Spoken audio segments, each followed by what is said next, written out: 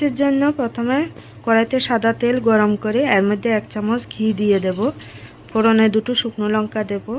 তারপরে 2 চামচ ছোলার ডাল, 1 চামচ বিউলির ডাল আর 1 মুঠো চিনার বাদাম, 1/2 চামচ কালো সর্ষে আর কিছুটা কারি পাতা দিয়ে ফোড়নটা হালকা ভেজে এবার 4টে কাঁচা লঙ্কা চিড়ে দিয়ে দেব। এবার ফোড়নটাকে হয়ে গেলে রাইসটা দিয়ে দেব। রাইসটা এবার সব কিছু মশলার সঙ্গে মিশিয়ে নেব। মিশিয়ে পরিমাণ মতো লবণ দিয়ে আবারও সব কিছু মিশিয়ে নেব। মিশিয়ে নিয়ে উপর থেকে 2টো লেবু চিপে দিয়ে দেব।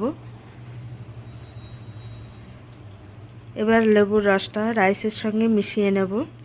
মিশিয়ে তৈরি হয়ে গেল লেমন রাইস। এবার নামিয়ে নেব।